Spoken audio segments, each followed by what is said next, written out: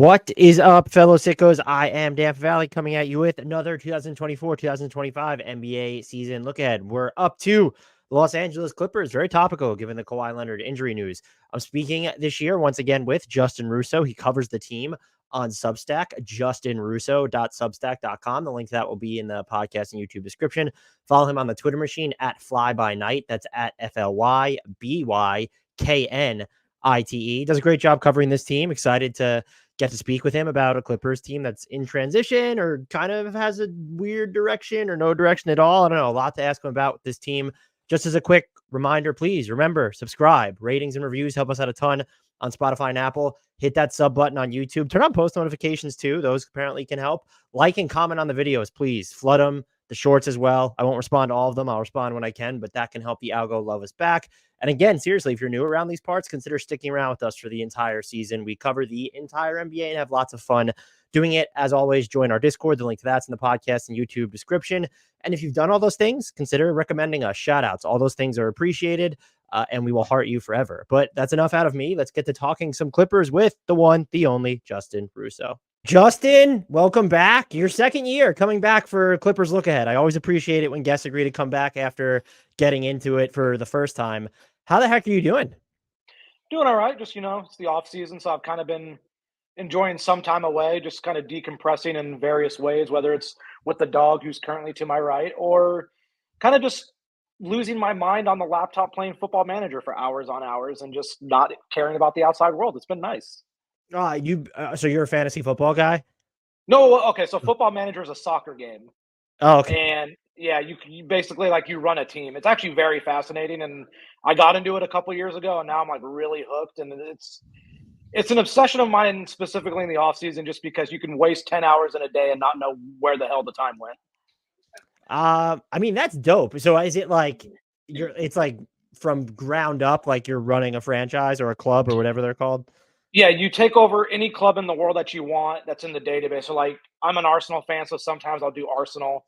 Other times I just do unique saves with other teams, and you basically just control literally everything. Players that come in and out, tactics, stuff you don't control any of the players on the field, but you control the tactics, who you bring in and out of the squad, who you sell.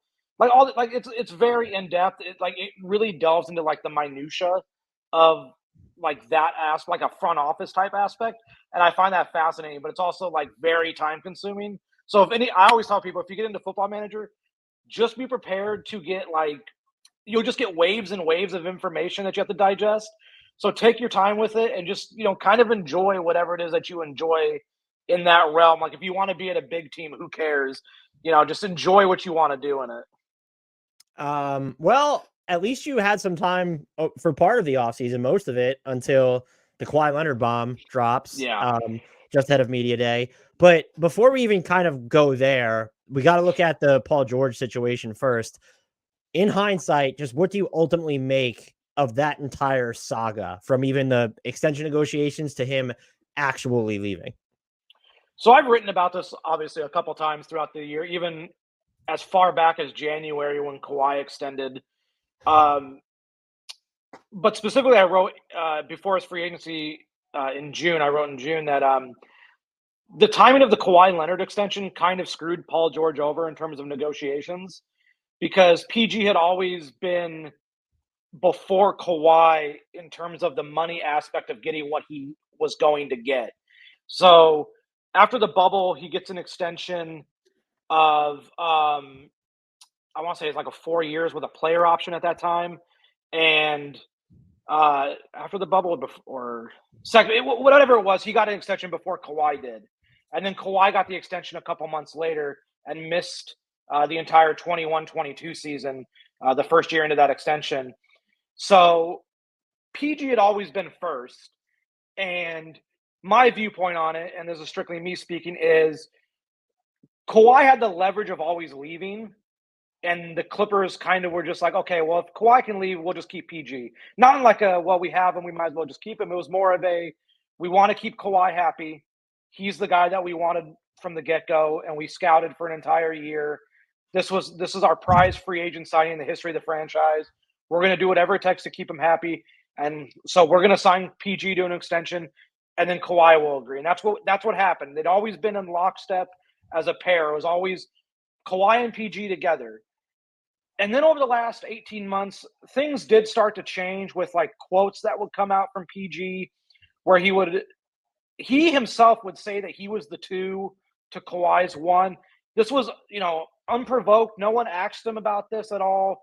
He would just offer this at times. And I know at another time, a couple weeks after he made the comment about how, he's the 2 to Kawhi's 1, he went on to say, like, I'm the glue guy. I just, I revel in doing the glue guy type stuff. And I kind of think the Clippers just had a thought of, why are we going to pay a glue guy $50 million? And then when he's older, we're going to pay him $60 million. I think PG became the 3rd player in NBA history to get a max contract at his age, right? It was something.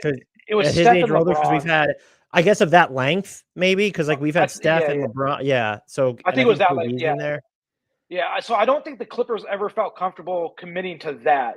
Now I know that the flip side is always going to be, well, they committed to Kawhi. The difference to me is the Kawhi commitment's only 3 years. And once Kawhi did a 3-year, I don't think PG was ever going to get anything beyond 3. I just think the Clippers were locked into 3 years. They were never going to go beyond that. Hence why their negotiations with James never even got beyond 3. Obviously, they went to a 2. But obviously, I know we can scoff at it, like, who's going to give James Harden a 4-year contract. But, like, once a line is drawn at their biggest star, I don't think you can deviate and go beyond that. And they ultimately chose not to. And obviously, there was the rumblings that PG wanted a no-trade clause if he signed a 3-year. Clippers were never going to offer him a no-trade clause. That was that was persona non grata. They were never going that route. So, and then we got what happened, which was a star player, you could argue still in their prime, who decided to leave in free agency to go 3,000 miles away. And the Clippers, I mean, from everyone I've talked to, from things I've seen them say and heard them say, they seem okay with it. Now, does that mean they think they're a better team without him? No, I think they like the flexibility a lot more now. And part of me does think they thought it had run its course, so why let it keep going? I think, and they definitely do value the flexibility, just the way their response to specifically when the Warriors tried to get in on the sweepstakes, it was a non-starter because they didn't want to take back any of the money that Golden State was offering. I think and I don't want to belabor this because every podcast has talked about this ad nauseum. I just view it as bad asset management in the end, because it does sound like, from people that I've heard, and then also what Paul George said publicly, is that had he just gotten the Kawhi deal when Kawhi got it, that they might have still gotten him on the 3-year thing. And if the difference was a no trade clause, I'm not giving Paul George a no. I wouldn't give anyone a no trade clause. That's probably why I don't run an NBA. Like, maybe there's one player that you would do it for. But if it was like really over a 4th year, I'm always of the mind, like, he is someone that you could have figured it out later and moved him. Now, if they really don't think they could have moved him, I guess it's a different discussion, but they knew his free agency was coming. They knew that he would have a market, even if they didn't think he was going to Philly. So I find the justification that they're giving, even if they believe it, it still just rings hollow from my end, because at the end of the day, and we're going to get into this, what are you doing now? It's like you have James Harden and Kawhi with the injury. And that, by the way, so I'll jump into the Kawhi injury stuff. Is there any chance that, like, they kind of knew, like, oh, Kawhi's knee is cooked, this thing is done anyway, and that made it easier to just let Paul George leave? Or do you think that was even, because at that point, Kawhi is with Team USA, I think, while free agency is kind of unfolding. So maybe it wouldn't be, but could that have been like kind of in the back of their mind? So what I will say is, free agents, Paul had already made his decision by the time Team USA camp had opened in Vegas. Okay, then yeah. Because Kawhi actually got asked about it by one of my colleagues. I believe it was either Brad Turner or Om Yamusik of ESPN, who we were there together. We were the Clippers people that were there, and they specifically asked him about that in terms of PG. So he gave an answer on that. And he said, I support his decision. Like, you went and got the money. Like, and I'll say this off the bat, like, I fully support PG going and getting the money. I think anyone should have at that point. I don't know if the Clippers knew then that Kawhi was going to have the knee inflammation creep up again, because they thought at Team USA that he was fine. They thought it was the normal ramp-up period. Everyone I talked to had basically said he looks great. He looks fantastic. Apparently, there were drills where he was killing it on the court in 5v5. I didn't see any of that. Media was let in for, I believe, 2 or 3 10-minute sessions, and then there was like a 5-on-5 for about 15 minutes on the final day. But he didn't play on that final day, from what I remember. And he was never in shorts, if what I remember is correct. He always was in like the sweatpants and the warm-up pants and all that stuff. So I don't know if he had anything on his knee at the time or anything like that. But I don't know if their thought process was, well, Kawhi's knees might be done, so what's the use in playing Paul George? I kind of just think it was like a relocation of assets where it's like, okay, we're not going to give PG $50 million for this upcoming season. What can we do to build around Kawhi and James that obviously is not – you're not going to get a player like Paul George around them at that point because they're so far over the cap. But what can we do to at least make this team sustainable with optionality, if not, a year or two down the line, maybe even at this trade deadline, where, because they give James a 1+1, James Harden, if he has a killer first half of the season, a team could come calling if the Clippers are not playing well. Same thing with Kawhi. If Kawhi's, healthy enough and playing well, which he was great last year when he was on the floor. He played 68 games, I think, which was the most he played in like 8 years. He looked incredible for long stretches of that season. Oh, yeah. And if a team comes up to them as like, look, you guys are, 8 games under 500, but Kawhi looks good. He's only got 2 years beyond this. What would you take for him? I think they'd entertain it. Now, would they do it? I don't know. That's a tough sell in a new arena to then start trading your stars. And I understand that sounds like a weird thing to say because they let one star just walk away. But I think there's a difference in someone that they never viewed as their top star with someone that they do view as their top star. I don't think they think Kawhi's knee thing is like as bad as maybe some people think. Okay. Maybe that's foolish on their part. Maybe it's not. I always think they just take a wait and see approach with this. Lawrence Frank did say on Tuesday that they think they've come out of the other side of this and finally found ways to like help and manage whatever was going on with it that was still causing inflammation. It sounded like that he did have an off-season procedure. It probably wasn't a major one. It was probably just like an arthroscopic or something like that. So, which is very funny to say that an arthroscopic surgery is not a major surgery because every surgery seems like a major surgery, Whenever for everybody. I see it, it's always phrased as a minor arthroscopic procedure, and I'm just like, is there such a thing? You're cutting someone open. I think that's pretty major. Like once you get pointy things involved, like I'm of the mind that it's more than minor. I mean, they don't seem that concerned. I mean, I get why people are. Let me just throw my hands. I understand why people are. I just don't think they are. I think at the end of the day, they're very, maybe not confident, but optimistic that this is going to turn the corner. So that's where I think they stand on it. I'll have to circle back later to that comment you made about if they're struggling, if they would consider like anything nuclear. But I want to ask you this, aside from the fallout from whatever happened with Paul George, him not being there, what is the biggest storyline that you will be tracking for this team, not just heading into next season, but throughout next season? Is James Harden the James Harden that he was in Philadelphia? Okay. He was very good last year. And so I don't want to sit here and say he was better in Philadelphia. His numbers were better in Philadelphia, but I think he played really well last year. I think he was very efficient. I think he never really went outside of himself to handle the responsibilities. But they're going to need him a lot more this year, obviously with no PG and depending on Kawhi's health status, not just to start the season, but during the season.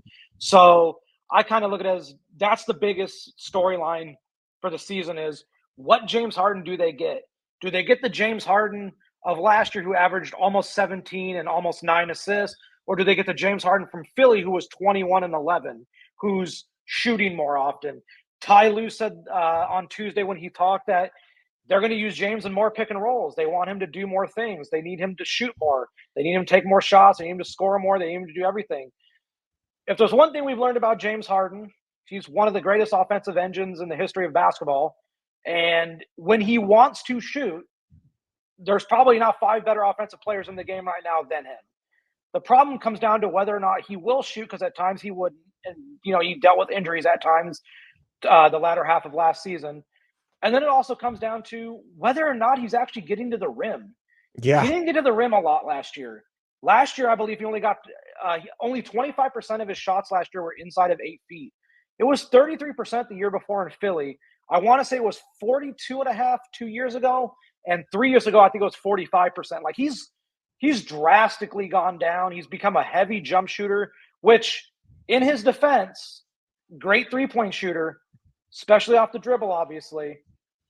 I just think he needs to get to the rim a lot more. And I'm really interested to see that process because Ty talked about, because I asked Ty specifically on Tuesday, do you think with no PG, and obviously I know I keep saying this, but losing PG is obviously a big deal, but does losing PG allow them to streamline their offense more, where you're not trying to get 3 main guys involved? It's one main ball handler, another guy like Kawhi, who is the best offensive player on the team but won't handle the ball as much as Kawhi, and then everyone fits in around them rather than trying to fit PG into that as a puzzle piece as well. And he said he does think that to some degree there's going to be a level of streamlining that's going to take hold here. He said that's the idea. He said it's always tough to replace that kind of player. Mm-hmm. James and Kawhi are their focus offensively, but obviously Norm's going to be a focus, and he did say they're going to post Ivica Zubac a lot more, and he said it's on him to find the right spacing around those guys, which is going to be the biggest non-James question of the season, is how they non-James and Kawhi question of the season, which is how do they figure out spacing? Because they lost PG, say what you want about him, all-time great shooter, especially for his size, floor spacer and all this. They lost that guy. And they have to find shooting out of guys who not really had a great track record of being great shooters. Derrick Jones Jr., obviously chief among them. Kris Dunn, also among them. They get Nico Batum back, very good shooter, but Nico doesn't shoot a lot. So that he helps with the spacing, but not as much as a guy like PG would. The big wild card in all this, I'm sure we'll get into this later as well, is what do you get out of Kevin Porter Jr.? We don't know if there's going to be a suspension from the league office. There probably will be, just based on things that have gone around and been said. But we don't know yet. We don't know what that suspension length would be if there is one. And we don't know what kind of player he is right now.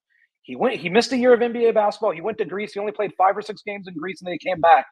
That's a lot of downtime for not playing NBA high-level basketball. So that's the big wild card in all this and what they can expect out of their offense. So with James Harden, though, I guess if you're going to streamline the offense, that looks more like James Harden is kind of the center of everything. Because I thought he did a good – I mean, we saw this in Philly, too, where he was kind of toggle between 2 existences. But, he goes to L.A., and almost half of his made threes came off assists, which is just unheard of for Harden. So if you're going to put the ball in his hands, I think that's mostly fine if you're looking to streamline your offense. But if you're looking for more variability and maybe Harden's shot selection, you've kind of already mentioned this, but how do you get him to the rim if he's on the ball? Because that seems more like at this stage of his career, it'd have to be an off-ball thing because he's not going to get by a ton of guys. And so I think his rim frequency, you mentioned inside 8 feet, he was below 20% of his shots coming from actually at the rim last year, which was a career low, I believe. And so if you have, Kawhi's even kind of that type of player now too. You've added some maybe complementary rim pressure in Derrick Jones Jr. You still have Terance Mann floating around out there, Kris Dunn as well. But I just what does streamlining the offense then look like? Is it just running it through James Harden, running a lot? You mentioned posting up Zubac more, but is a lot more pick and rolls featuring James Harden? I'm just curious as to what that winds up looking like. I think it's going to be a lot more pick and rolls. I think they're just going to have to lean. They might end up having to be one of the highest pick and roll frequency teams in the league to have a sustainable offense. I mean, Ty did talk about, since he's been there, they've been basically a top 5 offense every year. And obviously Kawhi helps with that, and so does PG, and obviously getting James last year. Of course, if you have star players, odds are you're going to have a great offense. That makes sense. But Ty did work a lot of magic in the year, I want to say 21-22. Kawhi missed the entire year. PG only played 30 games, and they were still a winning team. I think that's what they're going to lean their hat on is, look, we're not going to be as great offensively as we were last year, but we have to be better defensively. They went out and got all these defensive guys, Derrick Jones, Kris Dunn, Nico Batum. They get these defensive first guys. to hopefully boost them on that end to where they're not always playing against a set defense on the other end. And I think when they do play against set defenses, they're just going to have to hope that they run enough pick and rolls and have enough floor spacing to where on the off chance James does get downhill, he has ample runway to get to the rim and do what he needs to do. I remember there was a game very soon after he arrived. It was in LA. I want to say it had to be Memphis because he was being guarded by Santi Aldama. And I remember in the fourth quarter, and I sat where my old, because they changed the media seats for Into a Dome from where it was at Staples. But at Staples, my media seat was basically center court up where the broadcasters are. So I got to actually kind of sit next to a lot of cool people in my years covering them from that position. And I had someone next to me, and James tries to take Santi Aldama off the dribble, and it didn't happen, like 2 or 3 straight possessions. And I remember this person next to me and I just going, oh, this might be bad. And yet, throughout the year, I will say this, he did get into better shape. He was able to start getting past people at a higher rate. Obviously not to the rate that prime James Harden did, because he's not prime James Harden anymore. But I think they're hoping that he comes in, knock on wood, he comes in shape. Everything I've seen seems that he is in shape and in great shape, in fact. And hoping that he's able to maybe not just get the burst back, but get the will back to, this is your team right now. The ball's in your hands all the time. Go do whatever you need to do, and we'll live with it. And they're going to have to spam a lot of pick and rolls with Zoo. Maybe they try to play small and just try to get spacing that way, where Nico plays the 5 and you run pick and pop with Nico, because Nico's also a great facilitator and connector out of those. That maybe that's another way. Maybe you incorporate some of that to get James a little bit more wiggle room. They have a lot of questions they need to answer. But we also don't know what the answer is going to be until probably 10, 15 games into the season with him, especially assuming James Kawhi's specifically. Even playing by that point. We might have to wait longer for what the full strength answer is. I mean, going off of what they've said, they haven't ruled out opening night, because they're not going to rule out opening night until they absolutely have to, because opening night is the opening of the new arena. I don't even mean to interrupt you, but like that would be surreal in a negative way of, look at what they gave up to put Kawhi, and I'm not relitigating the trade, but like those two were the face of this distant era. The whole point was kind of like, we're going to open the Intuit Dome with these 3 stars. And imagine if on the opening night of the Intuit Dome, they have one star and it's neither PG nor Kawhi on the court. That's just like, yeah, you could believe it because of everything that we've seen over the years, but it's also kind of mind melting. Yeah, it's as I would say, it's very Clippers in a lot of ways. That they've had 13 straight winning seasons, and the one season they go into the new arena, basically it looks like the same old thing has been happening for them, whether karma or curses or just plain sheer dumb luck. They've had all of it. This is a team, and you've talked about like the need for rim pressure. They added defense. Was it sort of like this active decision? They've looked, and they've always been a team that like they spend more time in transition than you think. It's just that they're not playing necessarily super fast. Right. But when you go out and get Derrick Jones Jr., Kris Dunn, even to a lesser extent, what Kevin Porter Jr. was during his heyday or whatever you want to call it in Houston, was it kind of like an active thought process to say, like, we need to get more athletic, we need to get more disruptive on defense, we need to add to this rim pressure, even if it's not coming in the form of primary ball handlers?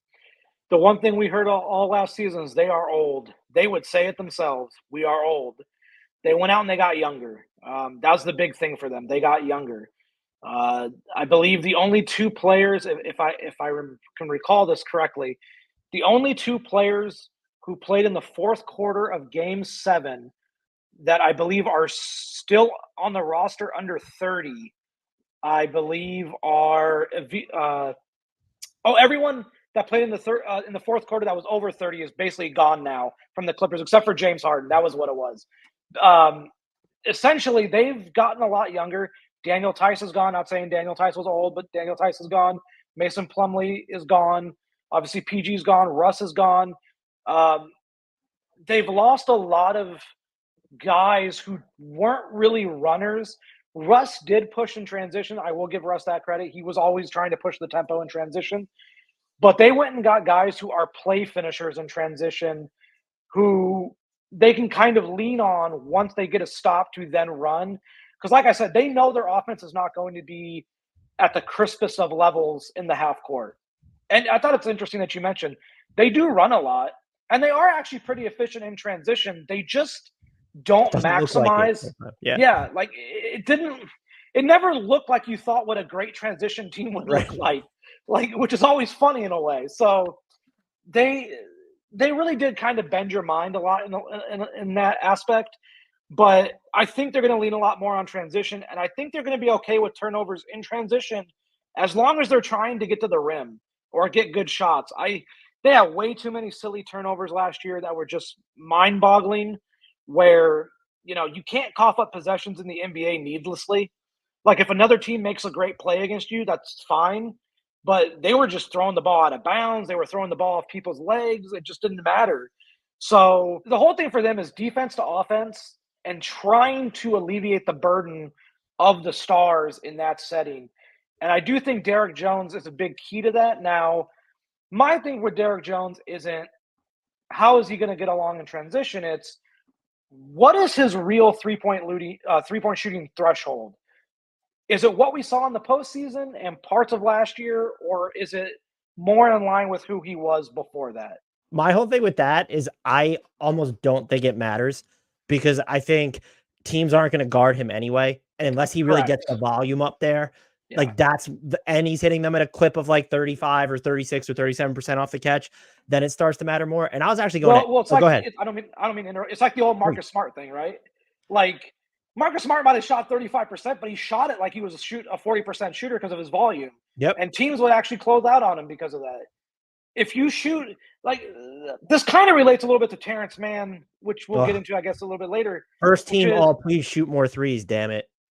And I know that's a thing from the front office that they want. Like, I know people, like, with Terance Mann specifically, I know people will look at his, last year's numbers and they'll be like, well, this guy shot 35% from three. Are we sure he's actually a good three-point shooter?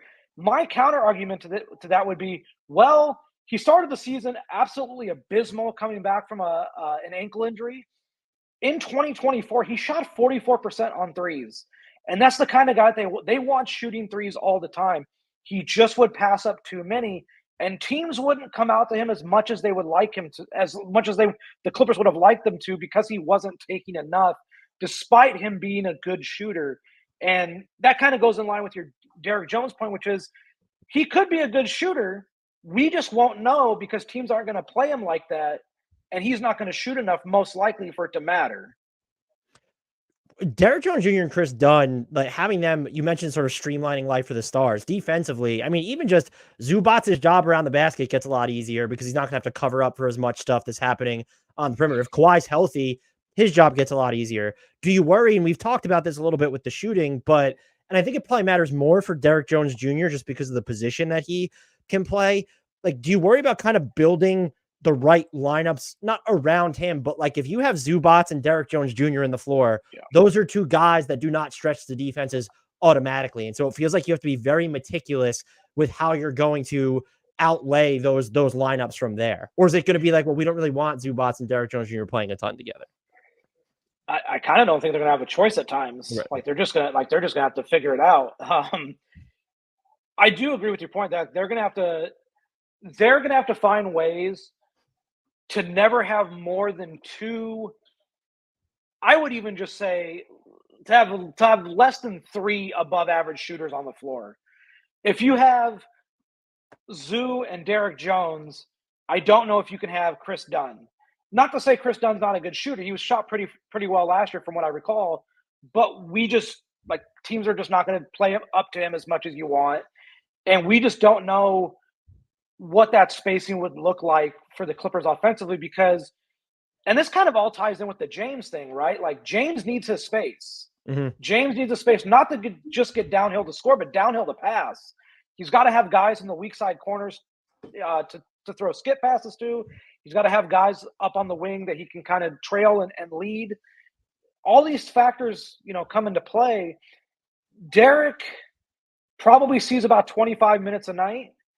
I don't know how many of those minutes will be with Zoo, but they're going to have to figure that out. I don't think you can play Derrick, Zoo, and Terance that much together either, unless you're really just trying to grind teams out on the defensive end. Like, there is a potential lineup hypothetically where, and I don't think this lineup ever happens unless something drastically goes wrong or you're in a blowout or whatever. You could see Kris Dunn, Derrick Jones Jr., Terance Mann, Nico Batum, Ivica Zubac. That's a killer defensive lineup, but the offense is going to be very hard to come by. And they're going to have to figure things out, obviously, in training camp, which starts on Tuesday for them. But I think the preseason for them has to be taken with a great deal of urgency. I don't think they can take preseason as like, oh, let's just get ready for the season.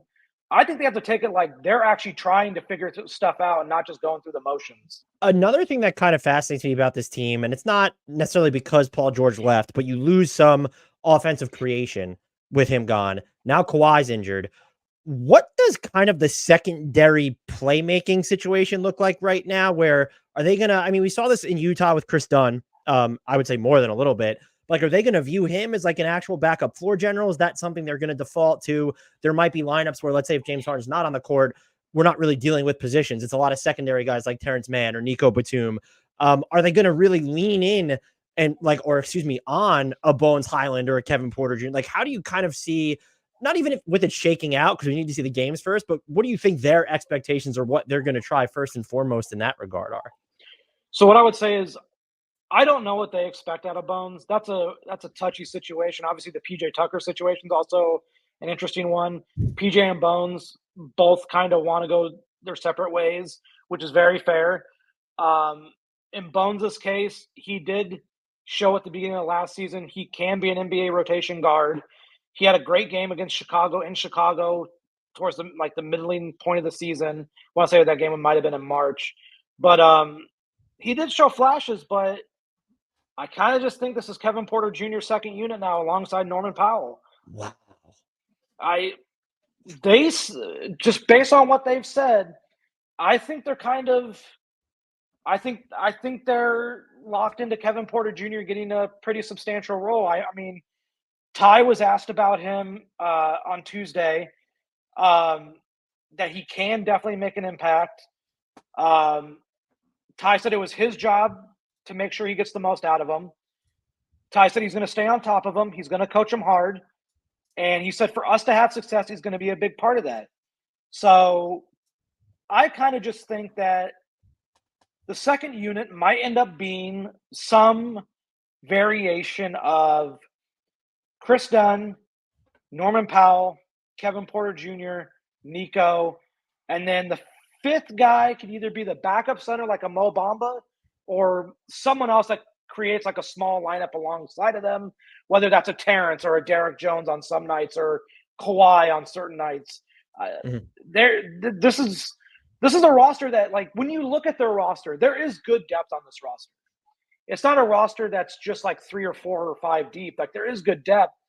I don't think they know role-wise what that depth actually is until they get 5, 10, 15 games into the year.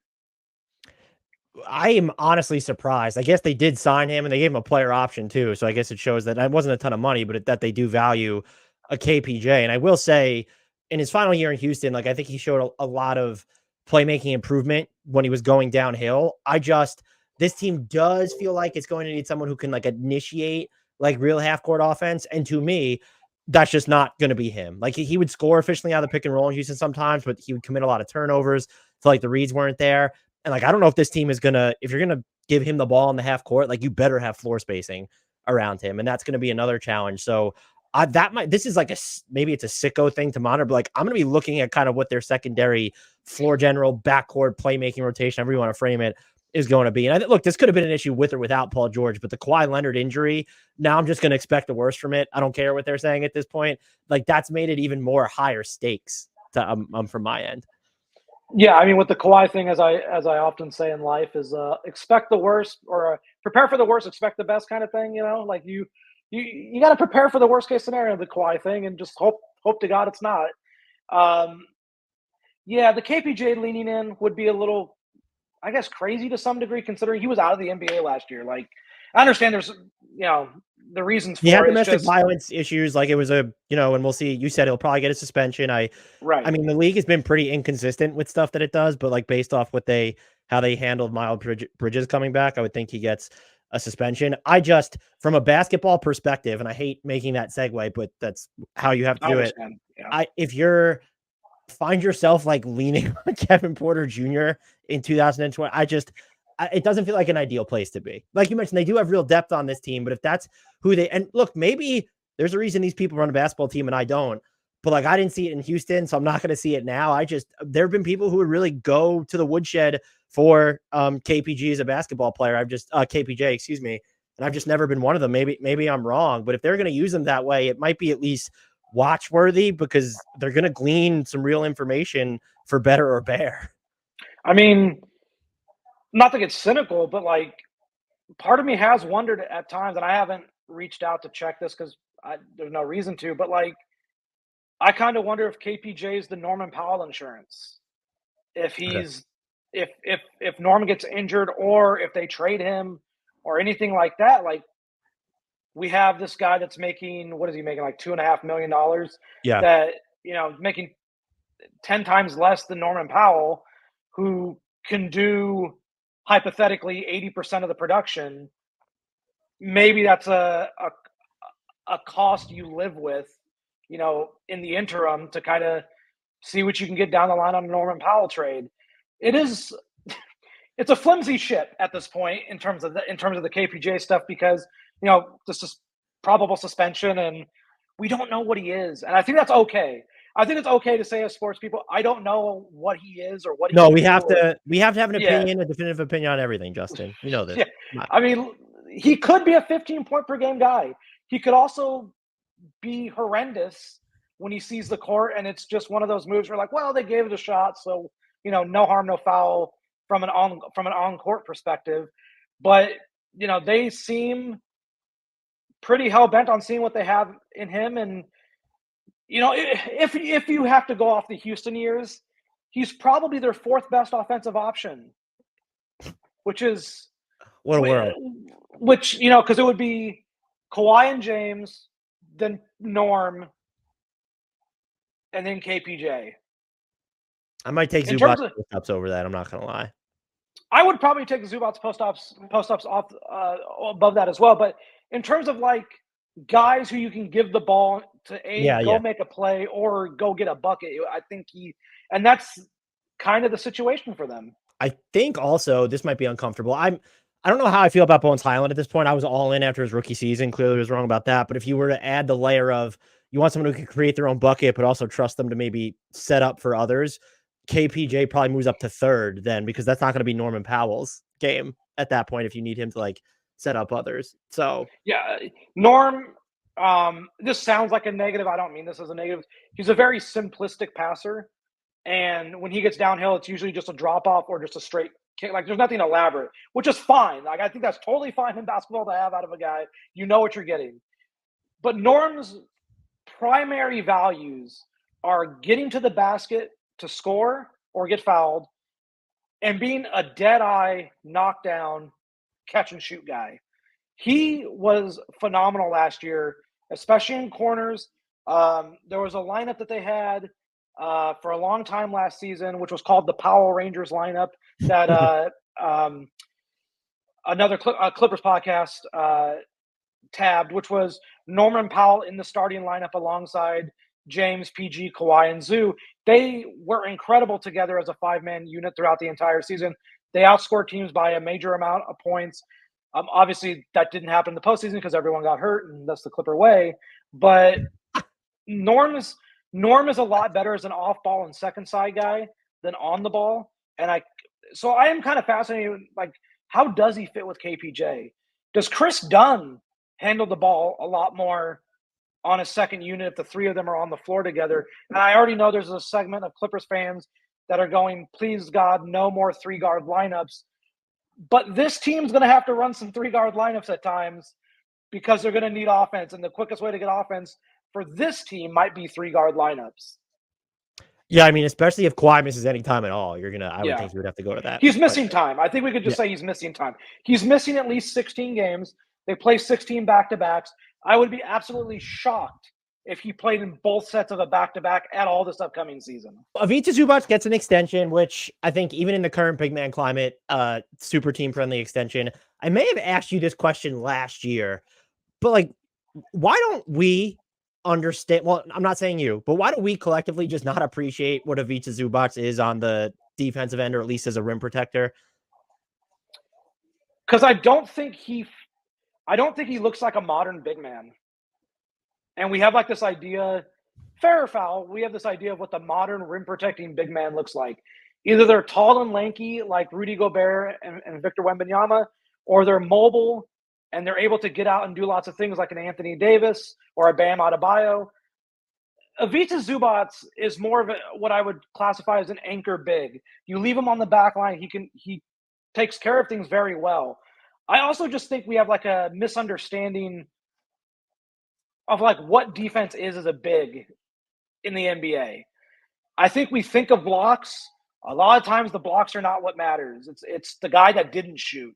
And I actually remember talking to Ivica Zubac about this for an exclusive last year in Utah, about why he doesn't think he gets the recognition defensively. And he said because he said what I said, which is he thinks that people don't understand what they're watching. He thinks that people only pay attention to like the highlights and the blocks and the steals and these really highlight type plays, but they kind of lose the forest for the trees, so to speak, in that he's deterring a lot of stuff at the rim. And they have a metric that they track in-house for what they've classified as like rim deterrence, of basically people who drive to the rim and then don't shoot against the specific big. And he was basically at the top of the list. And obviously, like Rudy Gobert is at the top of the list, Victor Wembanyama is at the top of the list, all these great defensive bigs, obviously. But I don't think we value enough of guys not shooting around someone, that if a center blocks 1 out of every 5 shots he faces, we view that as an incredible achievement. Like, okay, he blocks 20% of the shots he faces. But if he's not blocking, if the guy who's not blocking shots faces half as many shots, that's probably the more impressive mark, because guys aren't shooting directly at the rim around them. It's funny you bring that up, because one of the stats that I think showcases his impact is the cleaning the glass stat. When you look at the opposing team's frequency at which they get to the basket when he's on the court, it drops by 6.4% below their season average. This is just last year. I think their 3-point rate also dropped, if I'm not mistaken. I think teams would shoot. Maybe they didn't. Maybe it was the year before that it dropped. They shot more threes with him on the floor. Yeah, last year I think the year before they shot fewer, which was interesting. I think what's more wild about that is, so of everyone who played at least 500 minutes last year, so we're talking like a pretty huge sample size, only Nikola Jokic has like a bigger on-off impact, again, last season, of opponent frequency at the rim. So, and look, Zubac has been, even when you look at the raw rim protection numbers, especially last season, he's always been up there. Right. Do you think that his job like gets a lot easier now when you look at some of the, not a lot easier, but, or how does it change, I would ask you, with the personnel that's now, let's say, in front of him, when you're looking at, well, if KPJ actually plays, but also Kris Dunn and Derrick Jones Jr. specifically? It should get a lot easier. I've talked to Clippers personnel. They were not happy about all the switching they had to do the last couple of years. Internally, they thought that they switched way too much. That was but it felt like a player-driven thing more so than anything coaching related or anything. The system was designed to make it easier for the players, rather than the players making it easier for themselves by doing the hard work and then getting more stops that way. I think we're going to see a lot more people fight over ball screens. I think that's why they went out and got Derrick Jones Jr., Kris Dunn, Nico Batum's excellent at getting over the top of screens. I think they've heavily invested in guys who will put the effort on the defensive end for 48 minutes to not just make their lives easier defensively, but make Zoo's job easier, to where, okay, we have this guy who's kind of locking down the rim. Why don't we just chase more guys off the 3-point line then? Right. Why are we just soft switching on every pick and roll and guys are just stepping back and hitting threes? Like, why wouldn't we try to get them off the line to make them take tougher shots?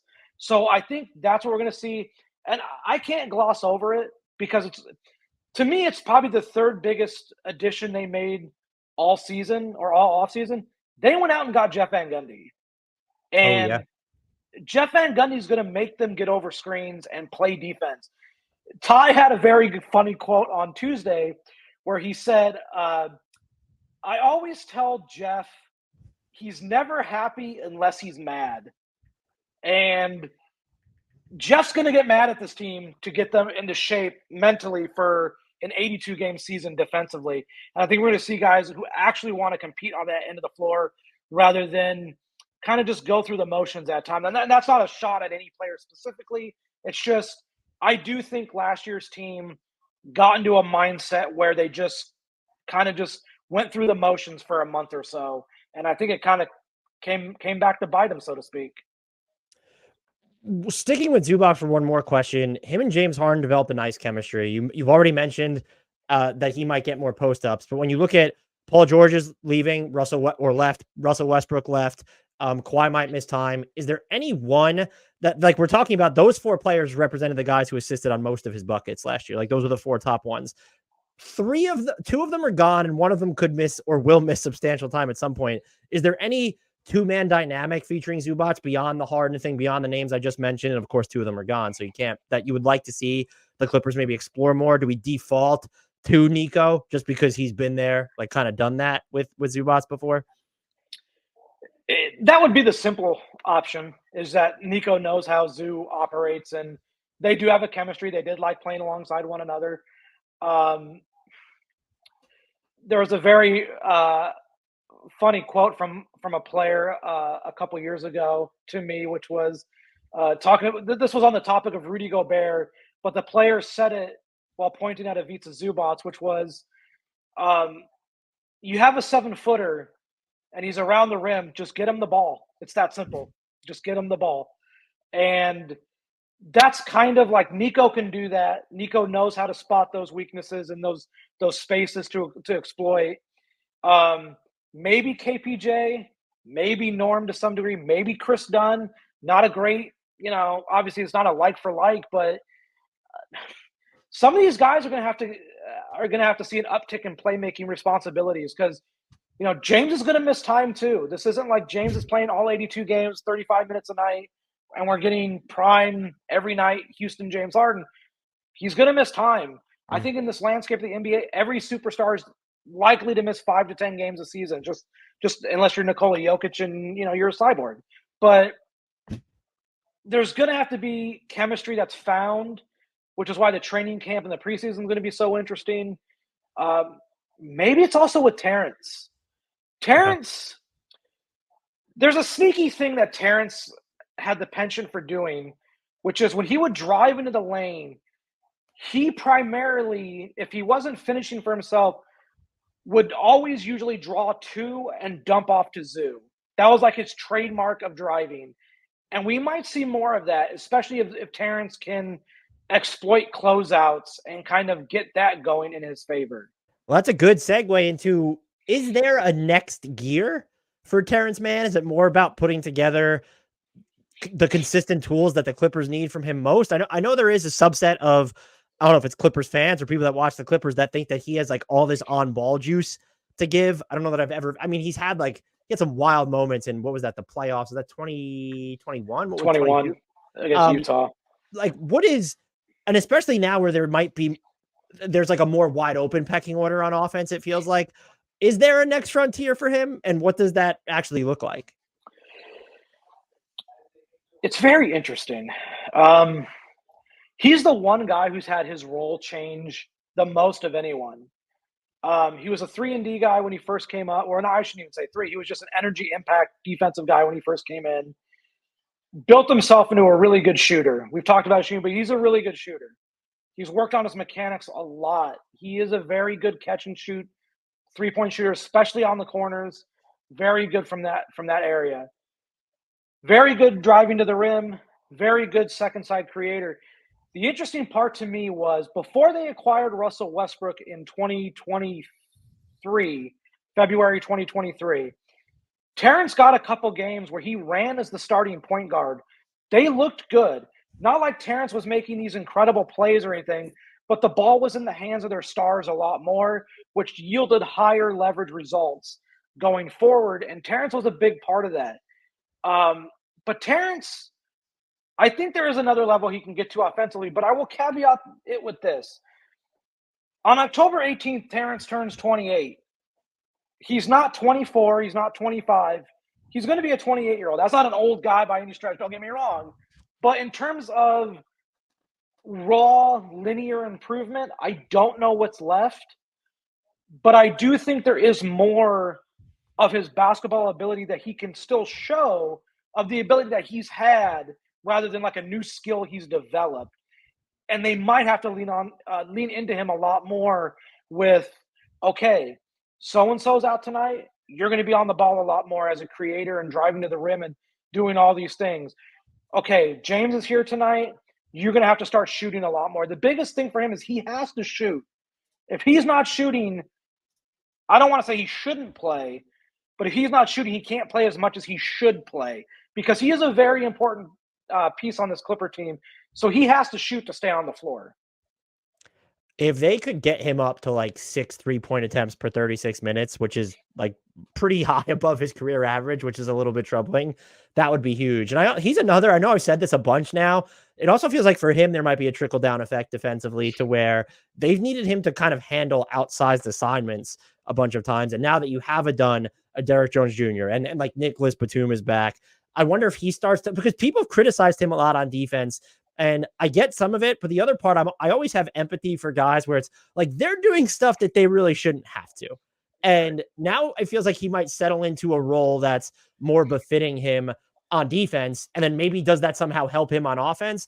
I don't know, but this is the low-hanging fruit. But I do think it matters is the 3-point, the volume, sure, you need him to shoot, period. But like the 3-point volume just needs to come up.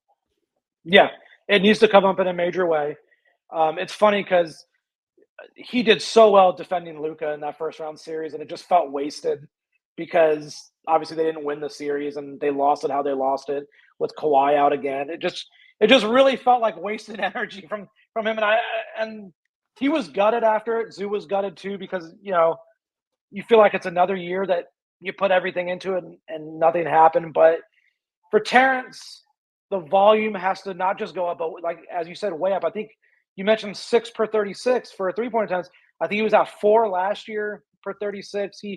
He's never been at 4 for his career. He was at 3. Yeah, what was it? 3.9? 3.9. Like 3.4 for his career. And like we're talking 5 years now, but this isn't, I don't mean to use the word sad, but like it's increased every single season and it's topped out at 3.9 per 36. And that's way too low for the position. It's funny because he is a good shooter. We've seen the results. Just shoot more. Which is funny because like I said it's funny twice, but like they've had great shooters who wouldn't shoot too. Like Luke Kennard, all-time great spot-up 3-point shooter. One of the big problems the Clippers ran into with him is like he didn't shoot as much as they wanted. When he let it go, they were very happy. The Clippers need to get up more threes. Ty talked about it on Tuesday. We have to play faster. We have to play in transition. We have to shoot more threes. They need to take better shots. I think they've realized their shot quality has not been to the level that they want it to be. Yes, they're okay with guys taking mid-range shots. They've said this many times. More specifically, they're okay with Kawhi taking mid-range shots because he's one of the greatest mid-range shot makers in the history of the NBA. So you live with that. You're not going to tell him no in that regard. But for everyone else, they have to fall in line with shooting more threes. Whether you are Terance Mann, whether you are Derrick Jones, Kris Dunn, Kevin Porter Jr., Nico Batum, just shoot. I don't think they care if you miss shots. Just take them. At the end of the day, they need to get the volume up. Like, I forget what the exact winning percentage they had last year, but when they shot or when they attempted 43s in a game last year, they were very good. And I know that's like a weird, benchmark for them, but they didn't take 43s a lot. But when they did, they reaped the rewards of that. They need to get back to that. Take a lot of threes. Their best offense is threes. It opens up everything else for them, especially on a team whose 2 stars don't get to the rim as much as you would like anymore. What is the path to this team having like an above average offense? Like, what does that look like? What has to go right? Is it, you already kind of mentioned they'll be more aggressive on defense. That could lead to turnovers and extra transition opportunities. But like, what else kind of needs to happen? Play sounds very simple, but play smart. Just don't have just don't have brain dead turnovers. Like, you have to just be connected at all times. For them offensively to have a great offense, which, if you want to classify it as top 5 or even top 10, that's fine. They have to take great shots. They have to keep bad turnovers down, and they have to actually get out and run. For them, they have to win the possession game. They lost the possession game quite often last year, whether that was through rebounds, turnovers, or anything in between. They just lost the possession game a lot. Rebounding is a big deal for them. Rebounding is going to be the biggest factor for them, is whether or not they're a good team as well. They have to defensive rebound, because you can't get out in transition if you don't defensive rebound. And that was a problem for them last year. Terance was a part of that problem. He didn't rebound nearly as well as he could numbers-wise. PG wasn't as good as he could have been. Kawhi as well. Even James to some degree. Guys just weren't as involved as they could have been. And this year's going to have to be a wake-up call. Maybe it is. Maybe the large caveat of the PG thing is maybe you make them realize that things are not always great. You have to work for greatness, and maybe that's what this can do. Are you ready to enter the cookie cutter portion of the podcast? Sure. Okay, so when you look at the roster right now, before we see any of the games being played, what do you view as the biggest need for them? A shooter. They need a 2 that can shoot. When I say a 2, obviously, they classify Terance as a 2 and Norm to them as a 2, which I understand. I mean, like a Terance size 2 that is a consistently good shooter who isn't a negative on defense. That guy is hard to find in the NBA, and I understand that. But that is a hole. The other thing I would actually say is, who's their backup center? I was saving that for the rotation question, because I'm the secondary front court. Like, that's another rotation. That's another thing that's just feels like it's just billowing in the wind right now. It's rather interesting. They liked Mo Bamba in the draft. He was a guy that they did like when he came in for a draft workout. I understand it's several years since that transpired, but obviously, you go back to kind of the guys that you like. But if Mo Bamba could even give them an ounce of 3-point shooting and rim protection, I think they'll take it. My gut instinct is I think they're gonna probably try Mo Bamba out to start. Depending on how it goes, I think you're gonna see Nico play a lot more 5. Oh, wow. And I know that's draining. I know that's not something he wants to do all the time. But look, if there's one guy who's consistently sacrificed to help the team, it's him. I think he'd do it again, because they're gonna have to patchwork this thing together to get a winning season again. And I mentioned it before. 13 straight winning seasons. They take pride in that. This is not an organization that's like, oh, we won 13 straight seasons, yay! Like, they do not want a losing season. I know that for, obviously no team wants to have a losing season, but they take pride in that winning streak, and they want it to continue. And guys are going to have to buy in, but backup center is a big deal. I don't think they did enough in the backup center department.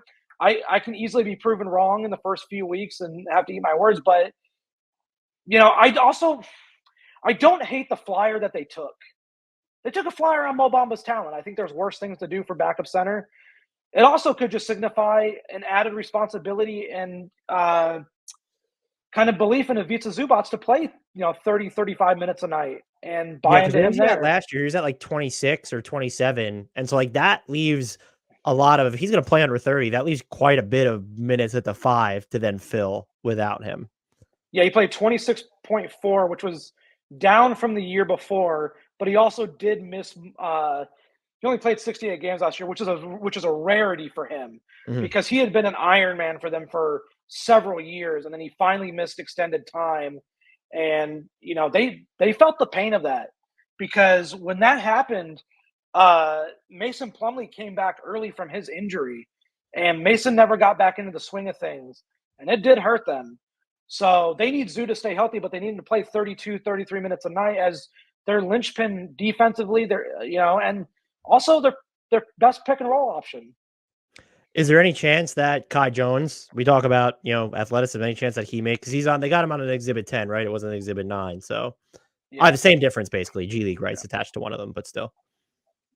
I think there's a chance. I don't think he's ready. this is just I don't think he's ready. I think he still needs to be taught how to function at this level. Mhm. Very nice guy. We've talked to him once for his intro presser. Very introspective. Thought it was an amazing presser that he gave about mental health. I thought it was incredible. I don't know if he's ready for on-court NBA high level. Okay, it's the middle of the season. Go give us 10 minutes against Nikola Jokic, please. He's not ready for that. Now I understand there's other centers I could have brought up, but like that's a tall task that you're asking out of this young man after everything he's been through. So I think the plan is, and I don't have this is for sure, but I think the plan is let him go down to the G League, let him get some time, let him get up to speed, and then we can figure this out. If Mo Bamba doesn't work out, okay. If something else doesn't work out, here's a roster spot for you. They also have the Jordan Miller question that they need to answer because Jordan Miller is pretty deserving of a guaranteed contract, but they don't have an open roster spot. So that's another situation. But Kai is a very interesting guy for this roster that I think he's gonna have to bide his time, I think. Now, so if they are gonna lean on Nico at the 5, what does that do for like does that mean that PJ Tucker is just written off? Could they try and use him in that role? Or does it mean because they're going to go smaller, that might open the door for, no, this guy's not going to play center, but like, if you're playing really small, like does Amir Coffey then get, like they kind of dust him off? Like how, like what would be the ripple effects of just, okay, if we're not going to go with Mo Bamba or Zubac and Kai Jones isn't on this team, like who, I guess, what would be the dark horse on this roster? And it's weird to call PJ Tucker a dark horse when he's 80 years old. Like who would be the dark horse contributor on this roster that might benefit from that look? It's hard to say. I mean, it really is because Lawrence Frank talked about how he views roster construction, which is a point, 3 wings, and a big. That's how he said he views it. He doesn't really look at position by position, but obviously there's a point guard and there's a center. That center spot, I think there's a lot of guys who can play there, and obviously guys who could play the 4, so to speak, next to it. Mm-hmm. You know, they specifically did talk about Amir Coffey's played the 4 at times. You know, PJ's played it. Nico's played it. Terance has played it. They have options. I'm not sure how it unfolds, and I don't know how happy they are with the options, you know, at hand, especially because of the PJ Tucker situation. They're not going to waive and stretch him. If they were, it would have already happened. They could outright waive him the closer they get to the trade deadline if they don't get an offer. And, you know, he tells them, hey, this team's going to sign me if you let me go. That might be a viability. Then you get someone moves into that 15th guaranteed contract. But they are at a size deficiency and deficit right now where, you know, Amir Coffey as a 4, not great, but I think they like the scrappiness of their guys at that position. I have said it multiple times in this podcast. I'm kind of an Amir Coffey stan. I still believe. I am too. I know obviously last year didn't see it so much, but the way that before he went into free agency was at 2023, I think like specifically very plug and play on offense has kind of always been, but like the way he was able to shimmy between not just all these different archetypes on defense, but like the level of players that he was actually guarding, it just stood out to me. And so I look at him and I'm like, I'm not trying to say, you know, he's a future star that the Clippers need to build around him, review him as untouchable, but this is someone who at 6'7", I feel like can capably guard maybe 4 like different spots on the floor. And he's not going to monopolize any of your offense. Now, will he give you enough volume on offense? Is a different story, but I'm really hoping that I know there's a ton of guys who need minutes on this team. I'm really hoping that we get to see more of him next year. I do too. I think he's a valuable asset for them on the floor and in the locker room, but on the floor specifically, like you talk about, he can guard 4 positions. The big thing for him in terms of helping this team is twofold. Number one, he is a willing shooter. He will take threes. And number 2, he does get to the rim in transition. He's one of their best transition options. And that's kind of a thing where I think he should play more than he probably will this season. They like him a lot. He's 27. You look at his numbers last year, he shot 38% from 3 on solid volume, not great volume, but solid volume. And when he did get the option and the chance he would become, an offensive option, an offensive weapon. I won't say weapon, but offensive choice for them that they could run through at times. He's going to have an interesting role because there are going to be times where he just doesn't play. Mm-hmm. That happens. And I know he wants to play because everyone in the NBA wants to play, obviously, which is obviously why you're in the NBA. But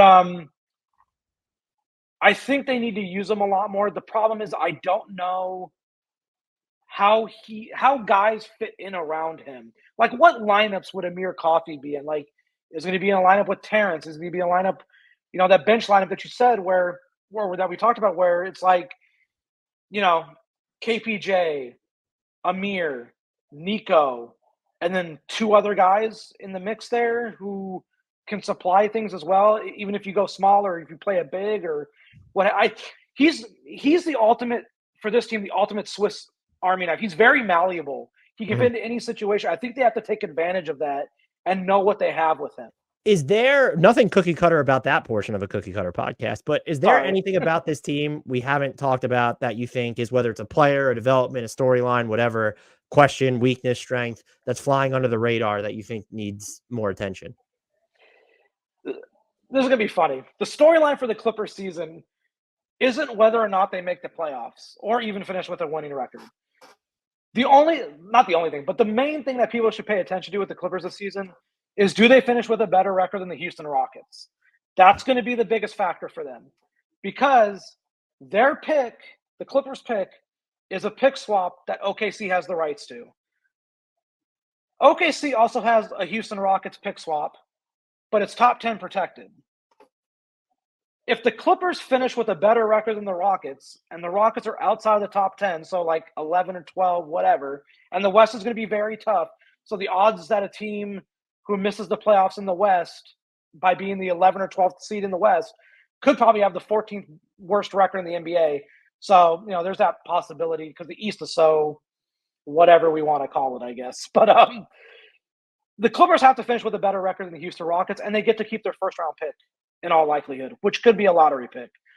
I think there's the misconception that the Clippers pick is just going to OKC no matter what, and that's not the case. I think what people should focus on, besides the on-court stuff with them, is, are they better than the Houston Rockets at the end of the season?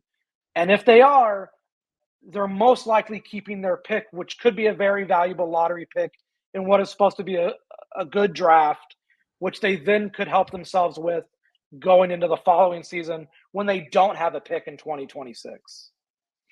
Did not expect that answer, but it's a great one.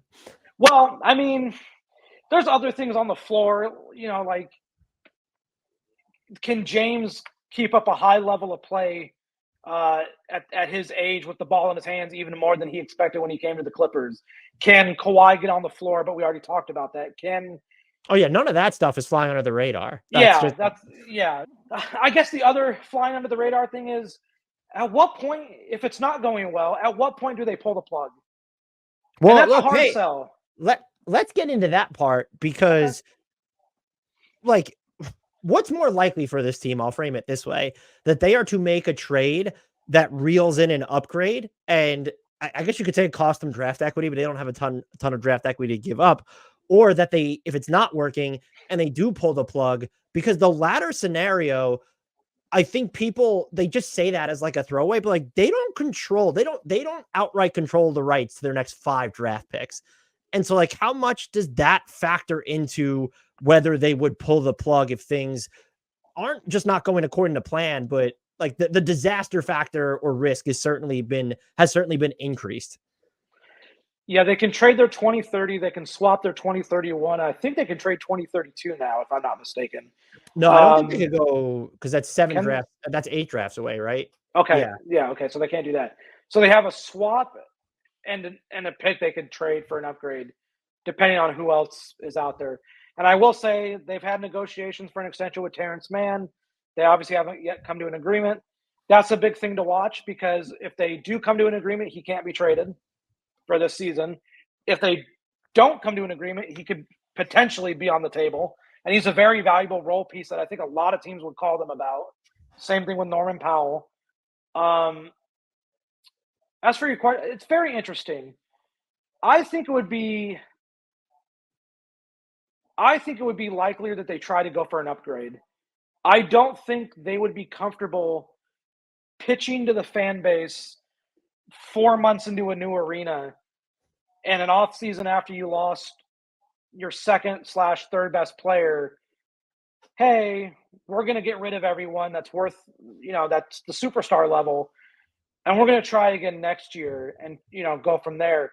The only way I think they do that is if either Kawhi or either James are at a level that the Clippers don't think is sustainable and another team comes calling them for. So hypothetically, if for instance, if OKC came calling for Kawhi Leonard in February and said, hey, you saw what Brooklyn did. We need a seventh man. Yeah. What do you? You saw what Brooklyn did. Would you like your picks back? And we'll just take Kawhi. I think it would depend on a lot of factors because it would depend on where the team is at currently and what else OKC is willing to give up. But that's the kind of level. I think for Kawhi specifically, I think they believe in him so much it would take more, obviously, than James. I think if James is playing at a high level, I don't think it's I don't think it's impossible to see him getting moved if they think it's the best way to pivot from this current season to the next one in like a building aspect. So you don't think it's a situation? By the way, I wonder if we're going to see more of teams reacquiring their own draft picks when you just look at how many of them would trade away so many distant future ones and what just happened with Brooklyn and Houston. I think so. If just hypothetically, if OKC was to give them back their 2000 control over their 2026 and 2027 first round picks, is that enough to get the Clippers thinking? In my opinion, it would get me enough to think about it, just because I don't know what they expect out of this current iteration beyond this coming season. I know that they have their sights set on 2026 for free agency in terms of whoever might be available then, when obviously it's Shea and Luka, but names are always potentially available and then people sign extensions, so you never know. But as the great Keith Smith always says, cap space is available for more than just free agents. You can always use it for trades. So there is that factor to consider. They're going to have a lot of flexibility this coming offseason. I think that's the other thing that we have to consider here is maybe they ride out this year for better or for worse and just decide, look, this offseason we're going to have a lot more flexibility. We can use that flexibility to acquire whatever we think we're missing, keep a lot of this roster intact, and then go from there.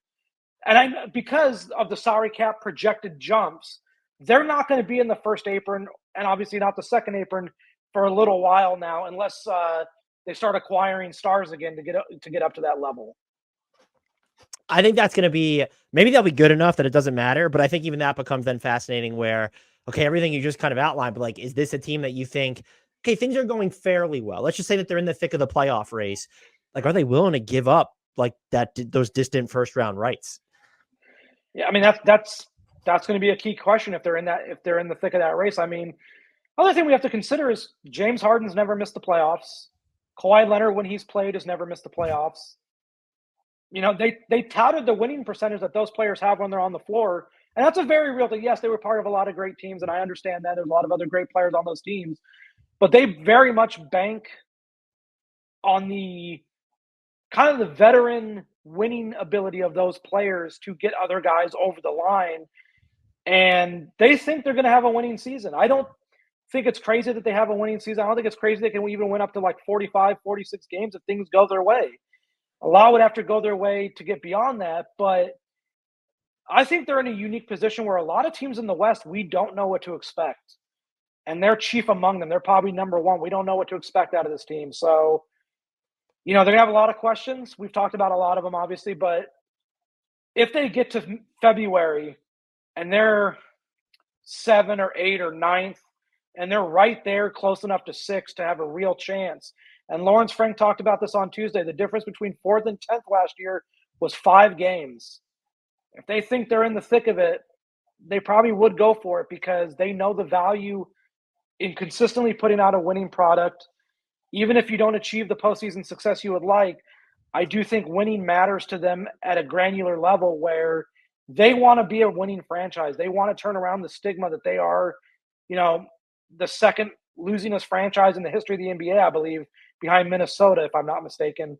So they want to turn that around and they want to keep winning, even if, if it's 42-40, they'll take it. We've talked a lot about the lineups they could play, who could play at full strength, and it might be best to break this team specifically to break it down. What does the top 10 rotation look like? So I'll start here. Who do you envision will be the starting lineup again at full strength for this team? That's an interesting question because it got asked on Tuesday to Ty. Ty said it's an open competition, basically. I don't think any spot is locked in stone outside of James and Kawhi and Zoo when they're there. I think there's 2 open spots, and guys are going to have to fight for it, including Terance.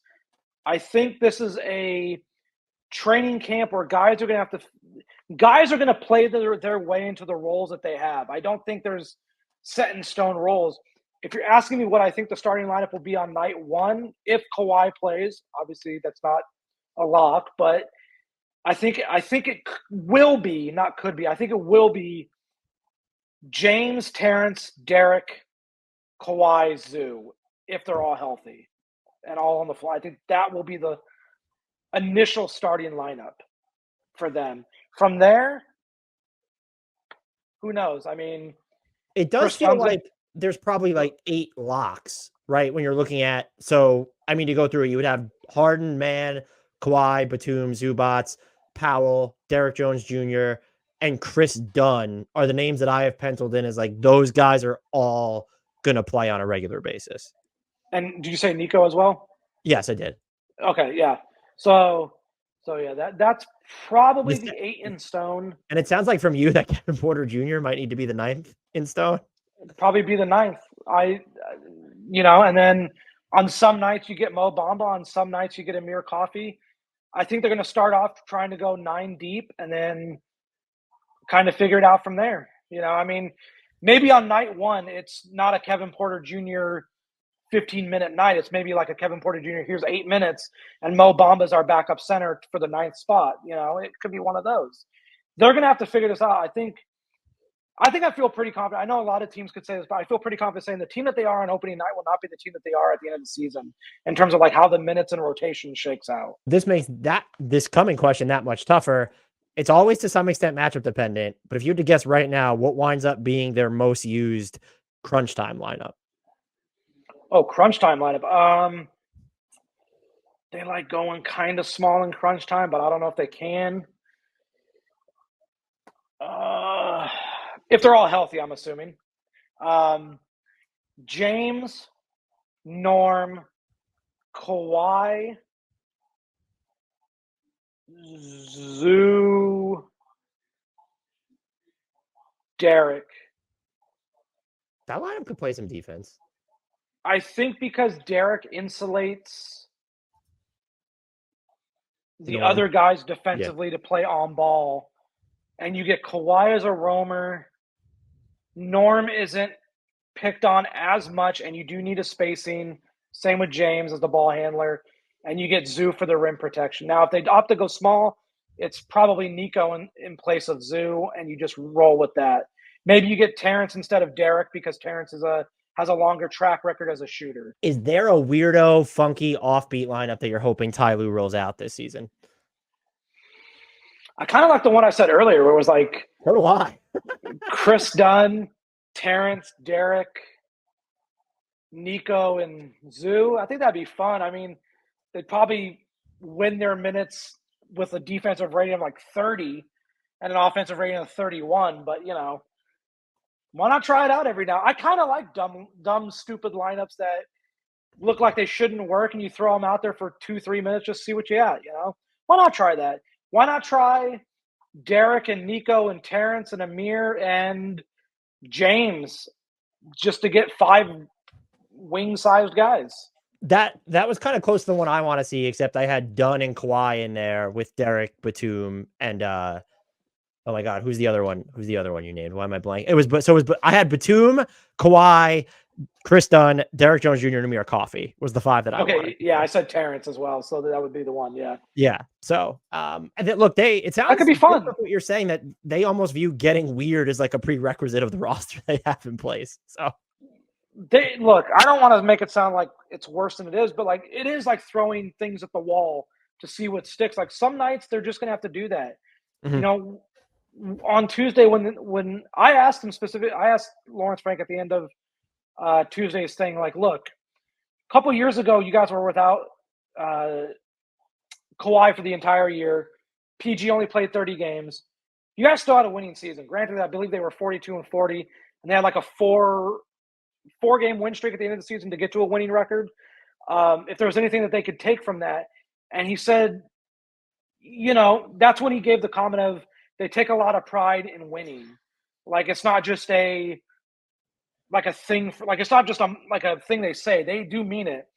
And I think there are things they can draw from that season where it's like, you know, they will have to scratch and claw on a lot of nights and get weird and get funky and throw lineups out there that might look stupid, that for this 30-second stretch of basketball got a stop that you needed, or anything relating to that. Like there's a lot that they're going to have to figure out. Last year, they went into the season pretty much knowing exactly what their roster and like the hierarchy was going to be.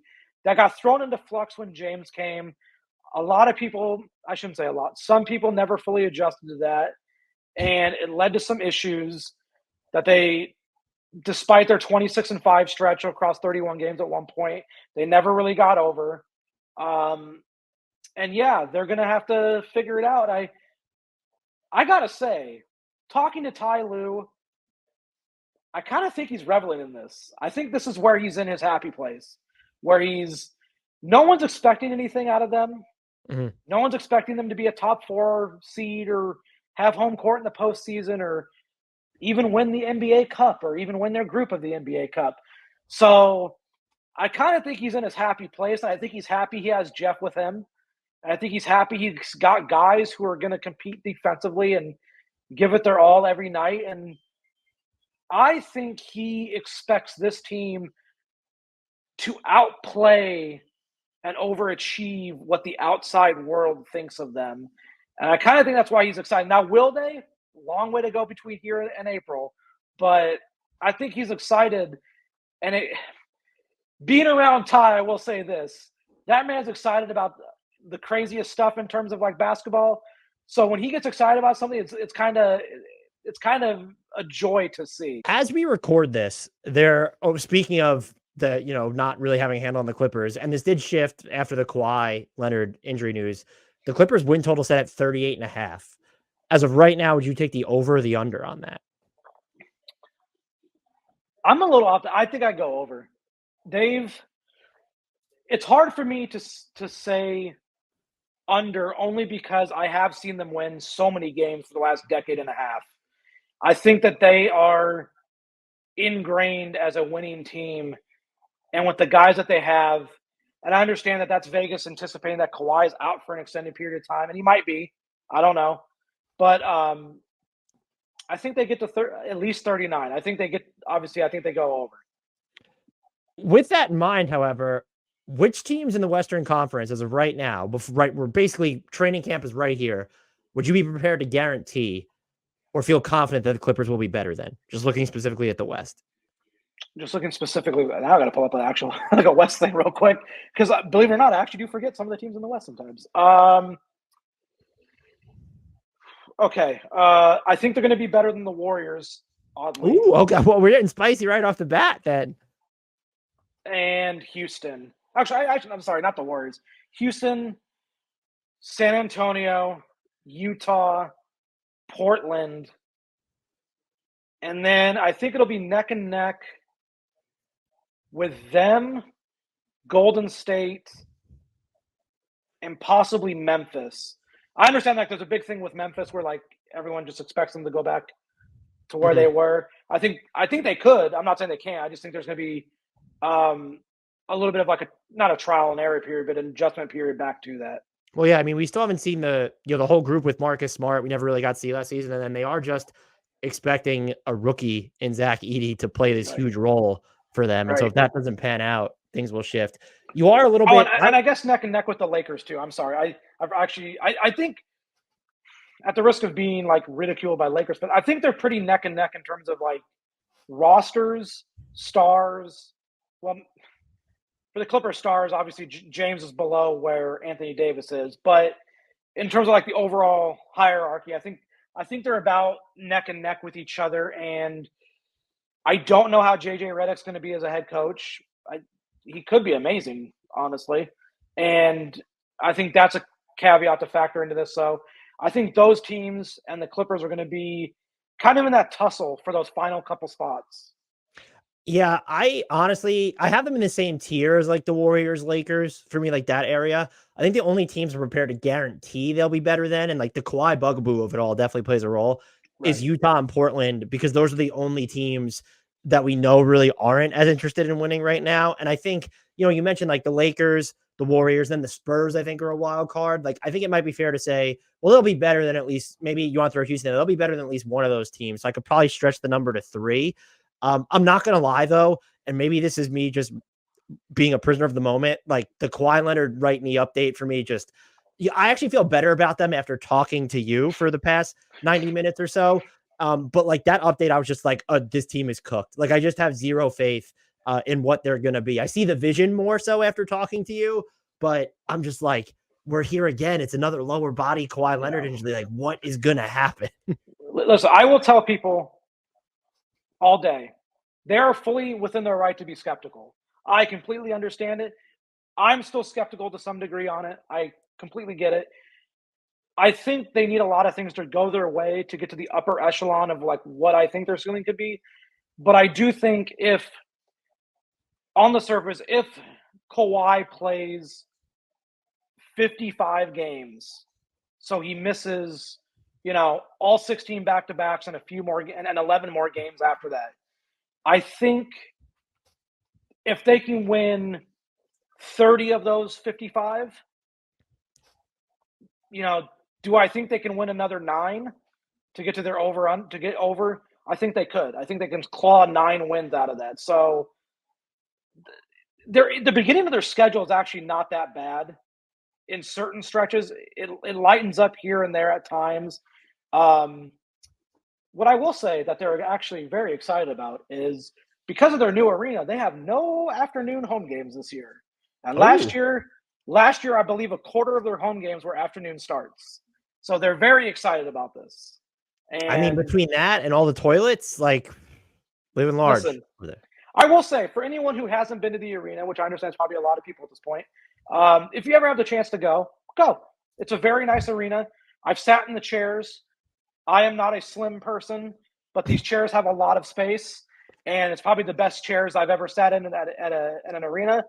There's a lot of space everywhere. It's the scoreboard, the little Halo board, the Halo board that they have is really cool. Their arena is something else, and I think they view that as like the crown jewel in keeping this run of success going because of the star power they might be able to bring in as a result, because of location, new arena, everything's under one roof, yada, yada, yada. I think it's going to play a factor down the line, but for this season, it'll be very interesting. I just think people should go see a game there. I know people have been to concerts there already. They said it's an incredible concert venue. Obviously, it wasn't built just for concerts. It was built primarily for the NBA. But they went all out on this arena, and that's the other reason I think, as weird as it sounds, that they're not going to be into a tanking type situation of selling guys off. Is I don't know if they do that. I don't know if they can bring people back. That's a very, very long road back to that prominence that they're at right now, because people are still excited about this team. It might not be like around the area. It might not be, rainbows and lollipops every day, but there are people who do want to see this team. And I think that matters to this organization. And I don't think they want that to change. And I think they're going to try to go balls to the wall, for lack of a better phrase, to get there. And We'll see. That should be the model for the 2024-25 Clippers. We'll see, because a lot of things are going to have to be seen. If they exceed expectations or they have one of their trademark like 25 to 32 game hot stretches, it'll have to be called rainbows and lollipops because I like that too. Listen, so. I'm trademarking that if that happens. Okay, I'm making shirts. I'm doing them. I gave Reggie Jackson his nickname, and he knows that I gave him his nickname. So I should have monetized that when I had the chance. Missed opportunity. I'm not gonna miss out again. Justin, is there anything related to this team I haven't asked you about that you think needs to be covered before I let you skedaddle? All I'll say is, and I know it's a weird thing to end on, I'm very excited to see what Jordan Miller can do. Maybe not at the NBA level, but specifically to him, he killed it in the Summer League. I thought he should have been Summer League MVP. He was incredible. Great person to talk to. I did an exclusive interview with him at Summer League before I left, and I posted it on my Substack a couple months ago. Very, very down to earth, quick learner. I wouldn't be shocked to see him get minutes this year in the NBA, especially, if some guys do get traded down the line. But with him, I'm very excited to see him in the G League setting. For this team specifically, they moved G League facilities. They totally rebranded their G League. They moved down to Oceanside. They moved from Ontario, California, down to Oceanside, which is near San Diego.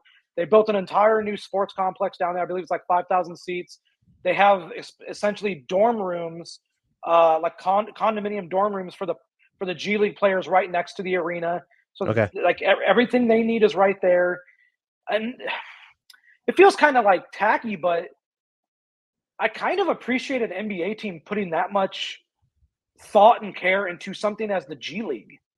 I mean, after reading Life in the G, that is definitely a standout priority for an NBA team, for sure. Yeah, like they built, a place for these players to stay. They can go to the facility every day to get food, to do their workouts, to get their treatment, to get anything they need. I think that's incredible. And I think Jordan Miller is going to be a beneficiary of that. And I think there's something there with him along the lines of what we saw with Terance Mann a couple years ago, where he first broke out. The difference between Jordan and Terance, Jordan is a lot more willing of a shooter. And I think that could get him rotation minutes down the line, not day one, but down the line in the season, because I do think he can impact them in a positive way. Does that mean he's going to help them make the playoffs? I don't know. That's like pie in the sky. But I think rainbows and lollipops. Rainbows and lollipops. But I do think there are things that they can find with him that I think they need to explore more. Same thing with Kobe Brown to a lesser extent. Justin, are you able just to tell our listeners where they can find you on social media and where they can find all the great work that you do covering this team? You can find me on Twitter. I refuse to call it the other thing. You can find me on Twitter at FlyByNight, FLYBYKNITE. You can find me, my Substack is justinrusso.substack.com. I will tell people I am starting to charge as of October 1st. So if you do join, good for you. It's worth it. It's $5 a month. My explanation for this is I'm sorry things are expensive now, and I need to live, So you can find me there. I do write about basketball quite a bit. Obviously, I write about the Clippers a lot, but I write about other things basketball related. I do write about soccer from time to time. If that's not your cup of tea, that's fine. That's okay. Most people don't really care about soccer in America anyway, so that's fine. I thought you were talking about the NFL when you said football manager. So lo and behold, there's me. Listen, do you know there is a growing population of people within the football manager community that want to see a basketball version made? I could see like so much. I know the league has changed, but the way it's covered and the way a lot of people, I say this having insight into the numbers behind articles I write for a big company, they are still so obsessed with the transaction part of this league. Yeah. It feels like something like that would do very well. That's all I So there's already baseball has had their own version. I apologize for the train. Baseball already has their own version. It's called Out of the Park Baseball. They've been around many, many years. So has Football Manager. Football Manager's been around I want to say 25 years now. Holy crap. It started as, I believe, Championship Manager. Hockey has Hockey Manager, which isn't as popular. But if the NFL and specifically the NBA ever delved into this and went into that line of computer games or anything like that, I honestly think people would love that. And it would also help people learn more about the game and more about the players and more about just the way front offices work and cities and infrastructures work within. I think it would actually be pretty cool. I'm kind of on board with it. I kind of hope NBA teams kind of make it happen somehow. Excuse me, as I'm tongue twisted here. You can find the link to Justin's Substack. It'll be in our podcast and YouTube description. Thank you so much for giving me so much of your time. This was a blast for the second year in a row. And rest assured, as you probably know by now, I will be pestering you again in the future. So thanks again for your time, man. That's fine. I apologize for talking so much. It's kind of what I do.